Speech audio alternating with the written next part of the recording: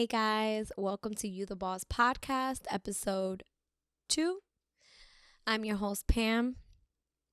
Today we're going to be talking about comparison is a thief of joy. But before we jump into that, I do want to say happy Women's History Month, happy March 1st. You're probably wondering what Women's History Month is or why we have one. And to be honest with you, I've been doing the same. So I decided to do a little bit of research as to why we have Women's History Month. And Women's History Month is a month declared in America to the women who have achieved and have contributed to the different fields throughout American history. And I thought that was pretty cool, to think of the different women that we have just kind of have paved the way for me to even be on this microphone right now, for you to be even listening to this, for our mothers to have jobs, for our aunts to be able to be who they are, so I thought that was pretty cool. So let's dive right in to our topic today. I've really been sitting on this topic. I've really been thinking about it. I do a lot of reflecting all the time, and if you follow me on social media, you know that I've for some time I do a lot of reading. Some of it is just stories, and some of it is also like personal growth and just kind of dabbling into that scenario. And I've really been thinking about comparison and kind of the different things that does to our daily lives. So when I say comparison is a thief of joy, I'm going to break that down in a couple of different ways. And, sometimes you'll have two apples and you want to choose the one that's like the sweetest, that's going to hit the spot, right? And then you kind of find yourself in a position, I guess you could say, where, you're not sure which apple is better. So you're comparing them, right? You have like two red delicious apples and you're holding them and you're like, which one is it? And you're like kind of squeezing it a little bit to see which one's softer, which one's harder, feeling the texture. And like that kind of comparison is an everyday thing, right? Like you're trying to make the best choice for what you want in that moment for your snack, But the kind of comparison that I'm really talking about is kind of the society driven comparison. We, from the time that we're very small, we're in a competitive mode. If you've ever played Little League, or if you've ever had siblings at home, you're comparing yourself to saying like, well, I have to be better than my older brother, or I have to be better than that cousin or that part of the family, because there's this level of expectation, right? And in some ways, comparison can be good, which we will dive into that. But right now specifically, it actually kind of puts us in a position of taking away from some of the things that are joyful for us. For example, if you've ever gone on a fitness journey, or you just wanted to lose a couple of pounds and you felt good about sharing your workout about a week in a row, where every day you went to the gym 5:30 a.m. and you were really in your routine, and you just wanted to share it with your Instagram, because now with social media we're able to be connected with our cousins who are in DR, our cousins who are in Spain, and we're able to really cross connect that way. So you just wanted to share your workout, and then somebody comments to you and says like, wow, that was, your workout was great. And you're like, oh, thanks. And you're feeling good about yourself. And you're like, you know what? I want to continue to do that. I want to post my workouts. I want to kind of motivate somebody else. Like, I want to share that vibe that I'm in right now. And then, you start to like see other trainers. You start to see people kind of coming up on your Instagram feed, right? Because that's how that algorithm works and all that kind of thing. And now you're seeing all of these different trainers come on, and you start to compare yourself, and you're like, maybe I shouldn't share my workouts. Maybe, I'm not trying to be a fitness trainer. Maybe I won't share it because that's not what I want my Instagram to be about. And now it's taking the joy out of you just sharing something that you wanted to share. You weren't trying to monetize it. You weren't trying to dive into that influencer world. You were just trying to share your workouts and like be somebody for your followers, for your friends, for your family. And now you've kind of taken that joy out of it because you were comparing yourself to being like, well, I'm not trying to be a trainer, or I don't look like that, or, what are people going to think? And, in other ways, you can be comparing yourself to like somebody's lifestyle and saying like, that's what I want. I want to be able to not work a traditional 9 to 5. I want to be a business owner. I want to work from home. I want to have control of my time and my money. I want to be able to be a stay-at-home mom. I want to homeschool my kids up until the 5th grade, like those different things. And then you'll run into someone who has that, who is that, who has, they have a successful marriage and they run a business together and this is what they do. And this level of comparison can say, hey, let me do what they did to get there, right? Because that makes sense. If you want to wash your clothes, then if you want clean clothes, you have to put them in the washer and, fabric softener, detergent, and all that kind of stuff, and you learn that from watching someone else do it. The way that person got clean clothes was by washing them, and you wash them like this. And in that way, comparison can be great because comparison can take you to different places. Comparison can build a dream for you. It can build you to say, hey, like this is what I want to do. And then again, you put yourself in a position where you're like, I'm not that person. I don't have that bubbly personality that that person seems to have on their Instagram, on their Facebook. I don't have a lot of money to buy any kind of equipment to start a podcast. I don't have a lot of resources to be able to learn how to edit videos and like do all these things. Like I just want to share some stuff on the internet and like kind of go about my day. But because you're comparing yourself to what you see, now you're in this like eternal hole of comparing yourself constantly, of always almost like you're never happy with what you have because you're looking at someone else's plate. And again, comparing yourself to where you want to be, there's nothing wrong with that, right? There's nothing wrong with wanting to achieve more.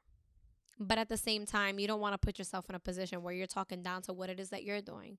You have to remember that you are right now where you have chosen to be. And if you don't like where that is, you have the opportunity to change that or find the resources to help you change that. But I feel as though we constantly stay in the mentality of, well, that podcaster has 12,000 followers and like I only have 1,000. There's no way that I'm going to get there. Or you look at someone like I mentioned before, the fitness trainer, like, we started at the same time trying to lose weight and she's lost way more weight than me. She's in way better shape than me. Like not realizing that like your struggle is not the working out, but maybe it's your nutrition. Maybe you have a hormonal imbalance that you haven't gone to the doctor about to kind of try to fight through. There's so many different variables in when it comes to comparison, and we play this trick on ourselves where we're constantly saying, oh well, that person this and like they've done this and I'm not there. That's not what I've done. That's not my personality. I hear that a lot. I hear a lot of like, well, that person is like that and that's just not who I am. And like when it comes to comparison, we have to remember that you cannot compare an apple to an orange. They're both fruit, they're both sweet, and they have seeds inside. But bottom line, they're not the same. One, you have to peel the skin, which is more the orange. You can peel an apple also, but most of the time you just eat the skin of the apple. And an orange has more of a citrus kind of flavor, and it's not the same with the apple. Imagine a ripe apple comparing itself to a ripe orange and saying, well, I don't taste like that. And it's like, of course you don't. You're not the same fruit. It's the same thing with you.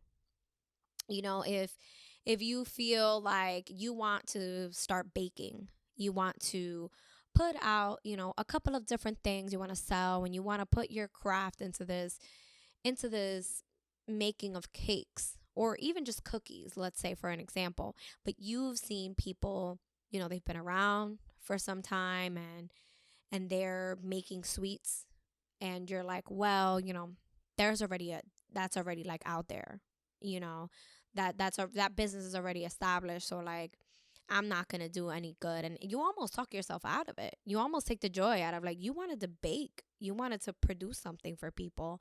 And now you take this joy out of it by basically psyching yourself out, you know.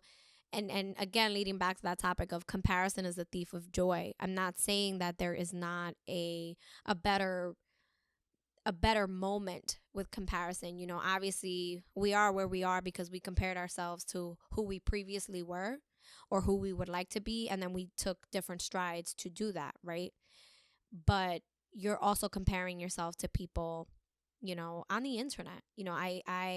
I'm a stickler for always knowing that being connected with other people and having multiple forms of social media, we're able to really kind of connect with everybody. LinkedIn, you can be professional, and Instagram, you can be more lifestyle, and Facebook is to keep in touch with your let's say your aunt or your uncle, and you're able to kind of keep that bridge of communication, where like 20 years ago we weren't able to do that. And that's great. But at the same time, because we're so saturated, we're receiving so many ads, so much information, that we're almost like overwhelmed trying to almost compete in this world that, I'm not going to say it's not hard, because nothing worth it is easy, but we're almost psyching ourselves out. There's so much talent, there's so much light in so many people, that everyone's kind of psyching themselves out just because they're comparing themselves online. I'm very big on, you should find out what you don't want so that it can lead you to what it is that you do want. Right. And how do you do that? You would compare yourself. So if you're a photographer, you're going to look at different styles of photography and say, that's not my style. Right. That's great. That's a good way for you to compare what it is that you don't want to figure out what it is that you do want when it comes to your photography style. Right. That's a fair statement to say. But when you sit and compare yourself to other people, and you're like, well, they don't have a 9-to-5 job, or they don't have a kid like I do, or they have their own space, and I live in a room right now because of my situation. And like, yes, it is understandable. We all enter the game at different levels, but everybody has struggles. You can't come to the table and say, hey, I'm going to take my worst day and compare it to your best day, and we're going to have a comparison here. And most of the time we put this on ourselves. This is not like you came to me and like you pushed your comparison onto me. No, you're looking at yourself. The best example that I can have is like, if you're married, right? You're the married friend and the rest of your friends are single. And there's one friend who really wants to be married. Right? There's one friend who really wants that's what they want in their life. They want their life partner. They're ready to settle down, and like, they feel like, of all the things that they've done in their life, they just feel so unaccomplished, right? And they put a comparison onto you, like, yeah, well, it's easy for you to say because you're married. And you sit there like, you don't know what I had to go through, what I had to break down in here for me to even find this person, for me to even sit down and say, hey, I want this to work. We're so quick to be like, oh, well, you're lucky, because we're so quick to compare our worst selves to someone's best self. And the truth is, you might be at a different journey than that friend is. And as someone who's been on both sides of that, you have to remember that people are at different places in their lives, and you can't take it personal per se, but you also have to put yourself in a position when you're comparing your worst day to someone's best day, that first you need to find the joy in every bad day. Like I say, you need to find the sugar in the salt, or, you need to find the needle in the haystack. But you also need to remember that my struggles are not your struggles. I don't know what you're going through right now as you're watching this, whether we are close friends or we're just friends on social media. I don't know what you're going through. I don't know. I don't know what you've been through or what you're currently going through or what you will go through. But I can tell you that we are at different points in all of our lives. Even if we were born at the exact same time down to the second, we are at completely different places in our lives. So why would I compare my best day to your worst day? That's not fair. In the same way that you can't be having a bad day and you show up to compare your bad day to my good day, because they're not on the same level. They're my promotion is not you getting fired. There's not fair to compare that statement, right? So in that same concept, we have this mentality where we're like, well, I have to be happy 100% of the time. If you live on the East Coast and you're watching this, you are probably familiar with seasonal depression. It gets darker sooner, there's less light out, like it's cold, it's a whole thing. Whether you like it here or not, the truth is the truth. Seasonal depression is a thing. We don't get enough vitamin D, and you've probably been to the doctor and been told you have a vitamin D deficiency, and that comes down to, like, we have to work a little bit harder for our joy.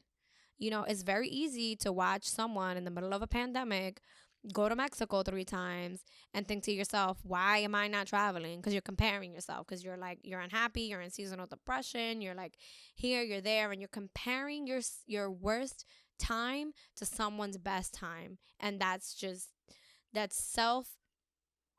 I'm not going to say the word right, so I'm just going to say self-destructing. You're self-destructing yourself by not fully acknowledging your joys or your wins. We can't be happy 100% of the time. That's not realistic. This is not a movie. This is life. We're not happy 100% of the time. But your gas tank is not full 100% of the time, right? If you drive or if you take the train and you have a Metro card, your card is not always full, right? You have to replenish it. Joy is the same thing. When you find yourself comparing yourself to that, you have to remember you got to stop at the gas station sometime and put some gas in your car. You got to remember that you need to fuel up. You need to kind of follow some people that are motivating you. And the moment that you find someone's not motivating you, that they're not bringing any real kind of value to, if they're bringing negative to you, and not like on purpose directly towards you, but you just feel negative about it, it's okay to mute people. It's okay to unfollow. Because at the end of the day, what you're doing by comparing yourself is just stealing from your joy. It's like literally letting somebody steal gas out of your gas tank before you use it. It's not fair to you or even to what you have to bring to this table of life, that you're allowing that joy to be taken because you're comparing yourself. You want to get to a point in your comparison, in your healthy comparison, where you're saying, you know what, like, I got to unplug for that from a moment because I don't feel good about that. It's got nothing to do with that person. It's got nothing to do with you being selfish or anything like that. You just feel like, you know what, I had a bad day today and this isn't a good place for me to be. And that's, we need to normalize that. You always hear the meme like, normalize this, normalize that. Normalize saying, I didn't have the best day today, and so this isn't going to make me feel better. And again, you're not always going to feel better. Life is not always sunshine and rainbows. Sometimes it rains. And if you live in New Jersey, sometimes it snows. But you're not always going to feel good. All days are not going to be great days. But every day on this side of the dirt is a great day. And that's something that we need to take charge with when it comes to joy. You need to be able to fuel yourself to get from point A to point B and then to point C and so on and so forth. In closing, I want to give you guys a little something to reflect on, a little something to think about. If you're watching this, I want you to close your eyes and just listen. If you're just listening, then great. Just keep on about your situation. I want you to think about a bad day, like maybe one of the most recent bad days that you had. Like, your socks got wet when you were cleaning your car on your way to work, and like you just had a bad day. And then I want you to get on social media, and I want you to think of that bad day and how you jumped on social media and it felt like everybody else was having a great day, whether they were traveling, whether they were at work getting a promotion, or they changed positions at work. I want you to think about that. I want you to think about how sometimes it might feel like you're the only one staying home and everybody else is doing everything else, and you're just like, yo, what am I doing? What is going on? And then have your pity party. I want you to think about having that pity party, and then I want you to think how in that bad day you're laying in your bed warm or comfortable. I want you to think about you got a phone call from your mom today because she just wanted to be random, and like you were pissed because you were having a bad day.